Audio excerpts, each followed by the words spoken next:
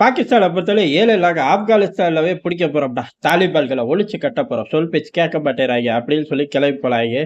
ஏற்கனவே கிளம்பி போலீங்க அடிச்சுக்கலாம் ஒழிச்சிக்கலாம் அப்படின்னு கேட்டா, இல்லப்பா அவளுக்கு 15,000 பேரோட எல்லைகள்ல பல செக் போஸ்ட்டுகளை பிடிச்சிட்டாங்க.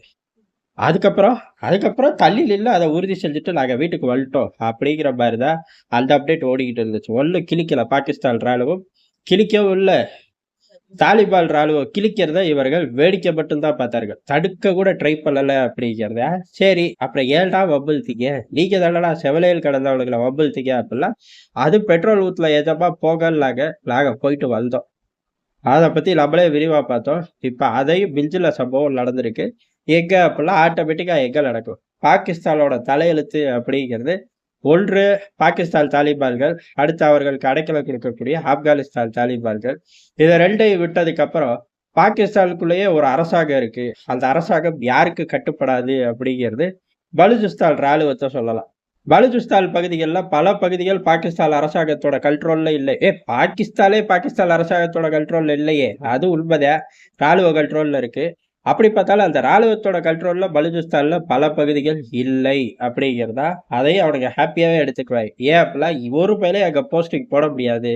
போட்டா போக மாட்டா, மீறி போல அவன் திரும்பி வரமாட்டா அப்படிங்கிற மாதிரிதான் சம்பவங்கள் தொடர்ந்து அங்க நடந்துகிட்டு இருக்கும். அப்படி இருக்கும்போது திருப்பி ஒரு பெரிய அளவு சம்பவம் இந்த தாட்டி ஒரு ராணுவ கால்வாயை குறி வச்சிருக்கார்கள். குறி வச்சு பாம்பிங் அட்டாக் தான். அதுல வரலாட்டி பாகிஸ்தான் வாங்கியிருக்கு.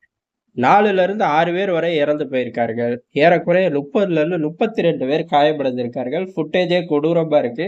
நல்லா பிளான் பண்ணி ட்ரிகர் பண்ணி பாம்பை பிளாஸ்ட் பண்ணிட்டார்கள் பாகிஸ்தான் ராணுவ வீரர்கள். ஏறக்குறைய 40க்கும் மேற்பட்டோர் பலி அப்படிங்கிறதா. அதாவது அடிபட்டு இறந்து கிடக்கிறார்கள். எண்ணிக்கைகள் கூடாம போலாம். ஏன்னா இவனுக்கு சொல்லாத்தாலே டக்குனு மறைச்சு போடுவாங்க. உள்ளூர்ல 1000 பிரச்சனை இருக்கு. அந்த 1000 பிரச்சனைக்கு தீர்வு காண முடியாது. அதை தாண்டி பல மாகாணங்கள் இந்த மாதிரி பிரச்சனையில இருக்கு. இதுக்கும் தீர்வு காண முடியாது. அதையும் தாண்டிதான் ஆப்கான் வரை போனார்கள். அங்கேயும் தீர்வு காண முடியாது. இது எதுவுமே தீர்வு காண முடியாட்டி திருப்பி சுத்தி யூட்டர்ன் போட்டு இந்தியா பக்கத்துல நிற்பாங்க. எதுக்குடா அப்படின்னு கேட்டா, காஷ்மீர், ஆமா பியூட்டிஃபுல் காஷ்மீர் பாடிட்டு ஓடி போயிரு இல்ல பிச்சு போடுவோம் பார்த்து கேட்கிற மாதிரிதான் டெல்லி ஒவ்வொரு பதிலடியும் கொடுத்துக்கிட்டு இருக்கு. இப்ப இந்த பலுச்சிஸ்தான் ராணுவம் இதை அடக்க முடியாதா அப்படின்னு கேட்டா அடக்க முடியாது. அதுக்கு பதிலாக என்ன சொல்லுவாங்க அப்படிலாம், பலுச்சிஸ்தான் ராணுவத்துக்கு பின்னாடி இந்திய உளவுத்துறை இருக்கு, பாருங்க எப்படிலாம் நடக்குது அப்படிம்பார்கள். ஆனா பலுச்சிஸ்தான் ராணுவம் சத்தியம் பண்ணும், இந்தியா சப்போர்ட் பண்ணலாம், நாங்க விடுதலையே வாங்கியிருப்போம்டா, இந்தியா சப்போர்ட் பண்ணலை அப்படிங்கிறதா. ஆனா இப்ப இந்தியா மட்டும் அங்க சப்போர்ட் பண்ண தேவை கிடையாது. நம்மளும் பண்ணுவோம். நம்ம பல்லாட்டியே அல்ல அமெரிக்கா பண்ணுவோம். ஏன் அப்படிலாம், பலுச்சிஸ்தானோட டார்கெட் எல்லாமே பலுச்சிஸ்தான் பகுதிகளில் இருக்கக்கூடிய ஃபாரின் இன்வெஸ்ட்மெண்ட்டுகள் வெளியில போகணும் அப்படிங்கிறதா. பாகிஸ்தான்ல இன்வெஸ்ட் பண்ணக்கூடிய ஒரே ஆளும் கடைசி ஆளும் சீனா மட்டும்தான். சீனா பையன் ஹெவியா அங்க இன்வெஸ்ட் பண்ண விட்டாங்க. ஸ்டார்டிங்கே அடிச்சு விரட்டலாம், பெரிய லாஸ் கிடையாது. நல்லா இன்வெஸ்ட் பண்ணி ரிட்டர்ன் எடுக்கும் போது போயிட்டு வா அப்படின்னு சொல்ல பாகிஸ்தானுக்கும் சீனாவுக்கும் எப்படி தூக்கி போடும். அந்த மாதிரி தான் செஞ்சிட்டார்கள்.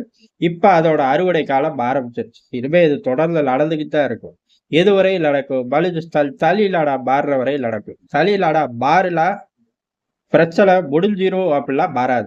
பிரச்சனை முடியாது. அதுல இருந்துதான் வீரியமா ஆரம்பிக்கும். உதாரணமா அது சம்பந்தப்பட்டு பாகிஸ்தான் சீனா பல ஏற்பாடுகளை பண்ணலும், பல விஷயங்களை பறிகொடுக்கணும் அப்படின்னா மட்டும்தான் பலுச்சிஸ்தான் தலிலாடா மாறும்போது பார்க்கலாம். ஆனா இப்போதைக்கு பலுச்சிஸ்தானோட தாக்குதல் பெரிய அளவு பாகிஸ்தான் அரசாங்கத்தை ராணுவத்தை ஆட்டி வச்சிருக்கு. இதுக்கு இவனுக்கு பதிலடி கொடுக்கணும். ஆனா பதிலடி என்னைக்குமே பலுச்சிஸ்தானுக்கு ரிப்ளையே கிடையாது. ஏன் அப்படின்னா, இறங்கி அங்க சம்பவம் செய்யணும், அதுக்கு பாகிஸ்தான் ராணுவம் தயாரா இருக்கான்னு கேட்டா பாகிஸ்தான் ராணுவம் எந்த யுத்த முறைக்கு போகவும் தயாரா கிடையாது. அது எல்லைகள் கிடையாது. கராச்சி, இஸ்லாமாபாத் எதுனாலும் சரி பயப்பிள்ளைங்க ஒரு அள்ளு கூட அசைய மாட்டாங்க. அவர்களோட திறன் ஒவ்வொரு நாளும் வெட்ட வெளிச்சமாகும். அவளுக்கு தெரிஞ்செல்லாம் ஒண்ணுதான், தீவிரவாதி எங்க இருக்காலோ அங்க பயிற்சி கொடுக்கறது, தீவிரவாதியை வர வச்சு பயிற்சி கொடுக்கறது, இல்ல தீவிரவாதி இடத்துக்கே போய் பயிற்சி கொடுக்கறது.